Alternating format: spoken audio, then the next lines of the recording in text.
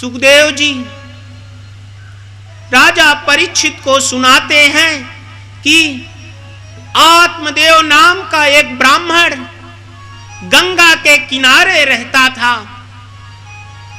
अपनी पत्नी के साथ, मगर महाराज इतना धन था मगर उसके पीछे खाने वाला कोई नहीं था, तो उससे वह चिंता में था।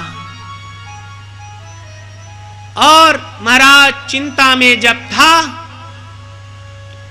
तो उसको एक दिन ग्लानि हुई कि इतना संपत्ति है मगर इसका खाने वाला कोई नहीं है।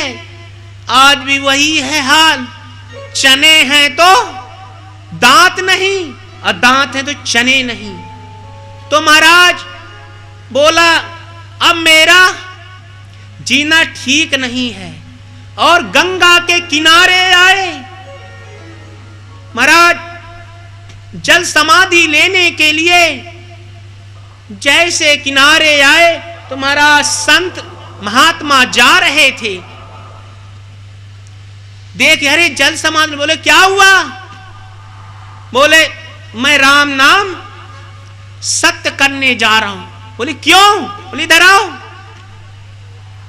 बोले प्रभु देखो तो मुझे चौथापन हो गया, संतान की प्राप्ति अभी तक नहीं हुई, इतना धन दौलत है, मेरे बाद क्या होगा? संत ने समझाया जिसके पुत्र संतान ना हो तो भगवान की बहुत बड़ी कृपा समझो। बोले क्यों? अरे तुम्हारे हाथों में ही सब कुछ लिखा है कि अपने हाथों से पिंडदान कर लो। नहीं आजकल के जो पुत्र होते हैं महाराज कोई भरोसा नहीं है कि आपका पिंडदान ही करेंगे कि करते हैं। महाराज हम कई जगह से देखते हैं कि दो तीनों को बोले मैं ये नहीं कर सकता, मुझे तो एक कार्य करना, मैं तो कहीं बाहर रहता हूं, ऐसे समस्या आती है। तो अच्छा है। बोले नहीं प्रभु, संत को आत्मदेव ब्राह्मण कहते हैं। नहीं प्रभु मुझे तो पुत्र दो, नहीं मैं प्राण त्याग करूंगा। बोले आत्मदेव मैं जो समझा रहा हूं बहुत अच्छा है। तब आत्मदेव कहता है कि प्रभु आप तो सन्यासी लोग हैं, पुत्र के सुख से क्या जाने, अपरिचित हैं मगर जीव के पुत्र कैसा भी गंदा हाथ पैर करे तो भी उसे कितना प्रेम से रखता है। यही जब बच्चा बड़ा हो जाए तो माता पिता की क्या हालत होती है। यदि हमने महाराज पिछले जन्म में सेवा की होगी, इस जन्म में प्राप्त करेंगे। और उसके बाद संत लाख समझाए मगर आत्मदेव के महाराज दिमाग में बैठी नहीं बात। तब संत ने अपने तपस्या के बल से एक फल को प्रागट्य किया। बोले आत्मदेव जा ये फल अपनी अर्धांगिनी को खिला देना, समय आने पर सुयोग पुत्र प्राप्त होगा। बोले अच्छा। बोले ठीक है। और उसके बाद बड़ी प्रसन्नता से आत्मदेव अपने घर आया, अपनी पत्नी को कहता देवी ये फल खा लो, समय होने के बाद क्या होगा, पुत्र रत्न की प्राप्ति होगी। बोले अच्छा। और उसकी जो पत्नी धुंधली थी टेम्परेचर हाई हो गया, खूब चिंता में बैठ गई, कई प्रकार के विकल्प उत्पन्न होने लगे। अरे महाराज, सुनती हूं जिस माता के गर्भ में संतान होती है खाया नहीं जाता, चला नहीं जाता। यदि गांव में चोरों का हमला हुआ तो कैसे भागूंगी? तब तो मेरा राम नाम सत्य हो जाएगा। हैं? उसके बाद कहते हैं महाराज, 9 माह तक कितना कष्ट होता है। यदि ऐसी हालत में कुछ नहीं खाऊंगी तो ऐसे भी भूखे मेरा राम नाम सत्य हो जाएगा। कई प्रकार के जो है विकल्प उसके मन में उत्पन्न होने लगी। उसके बाद उसकी बहन आई, देखती है, दीदी आज आप तो बहुत चिंता में दिख रही हो। बोले क्या करूं, मत पूछ। बोले देवी हुआ तो क्या दीदी बताना। दीदी कहती है तेरे जो चिंता का कारण मेरे हैं वो तेरे जीजा जी हैं। बोले क्यों? देखे कौन सा संत के यहां से फल लेके आए हैं, कहते हैं खा लो, 9 मास संतान की प्राप्ति हो जाएगी। बोले अच्छा।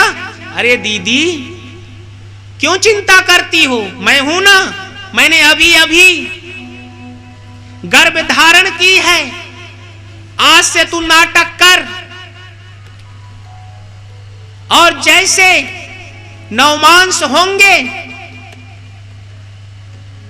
जब मेरे यहां पुत्र पैदा होगा तुझे लाके दे दूंगी।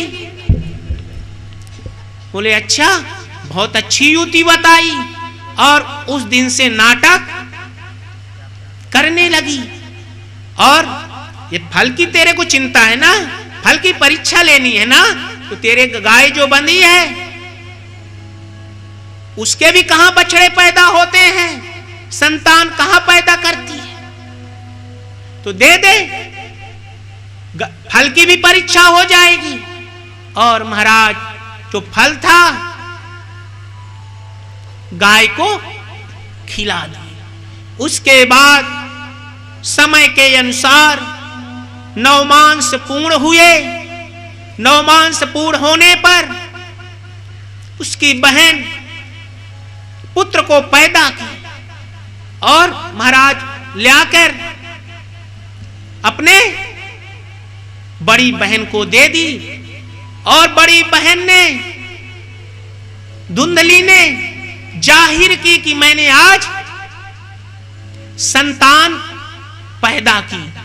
उसके बाद आत्मदेव नाम के ब्राह्मण बड़े प्रसन्न हुए, बोले महाराज इसका नाम करण संस्कार करूंगा और अपने नाम से जोड़ूंगा। तो उसकी अर्धांगिनी कहती है अरे 9 मास पीड़ा मैंने झेली है, कष्ट मैंने सहा है और नाम आपसे जुड़े, ये कैसे हो सकता है? ऐसा नहीं होगा। मेरा नाम धुंधली है तो मेरे पुत्र का नाम धुंधकारी होगा। और नामकरण संस्कार हो गया। अपने पुत्र का नाम धुंधकारी रख ली। उसके बाद 10 महीना हुआ, गाय ने भी महाराज पुत्र को जन्म दी। कान जो थे गाय के थे, पूरा मनुष्यकार, तो उनका नामकरण संस्कार हुआ गोकर्ण। और महाराज धुंधकारी गोकर्ण साथ में रहने लगे। इसके बाद ये धुंधकारी महाराज थोड़ा बड़ा हुआ, छोटे से ही थोड़ी उसकी बुद्धि टेढ़ी थी, कुत्ते बिल्ली जो मिलती आंख तोड़ देती।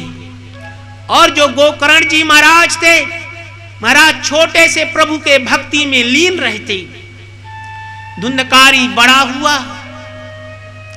जैसे घूमने के लिए जाते तो महाराज बूढ़ी माताएं बहनें आते रहती रास्तों में, तो उनको धुंधकारी कहता, चलो माँ जी मैं आपके घर पे छोड़ आता हूं, और कुएं में गिरा देता। इतना दुष्ट था। उसके बाद कई प्रकार के उलाहने आने लगे। आत्मदेव का बड़ा सम्मान होता। उसके बाद महाराज और बड़ा हुआ तो पीने खाने लगा, और महाराज और थोड़ा बड़ा हुआ, माता से अपने पैसा लेने लगता, और जब माता ना देती तो उससे लड़ाई करता। और फिर उसके बाद बड़ा हुआ महाराज, माता की तिजोरी की चाबी ले ली, और जब तिजोरी की चाबी ले ली, उसके बाद जो धन था तिजोरी में सब राम नाम सत्य कर दिया। तब तिजोरी खाली हो गई। माता पिता को पीटने लगा। एक दिन करण जी भ्रमण करते हुए आ रहे थे और कहा, अरे ये क्या हो रहा है? तो पिताजी को देखा कि रुदन अवस्था में, तो उनको समझाया, हे पिताजी अब तो आधी जिंदगी आपकी गुजर गई है, अब आधी बची है, तो प्रभु के चरणों में लगा दो तो ही समझदारी है। नहीं महाराज अब यहां रहना अच्छा नहीं है। तो महाराज गोकर्ण जी के कहने पर महाराज गंगा के तट पर आए। आत्मदेव नाम के ब्राह्मण और भागवत के 10वें स्कंद के पाठ से उनको मुक्ति मिली। और महाराज एक समय ऐसा था, कैसा कि पुत्र प्राप्ति के लिए नदी में डूब मरने के लिए आए थे, और आज ऐसी दशा आई कि पुत्र के दुख में डूब मरने के लिए आए। तो तपस्या करके राम नाम उनका सब। बोले भक्त वत्सल भगवान की जय।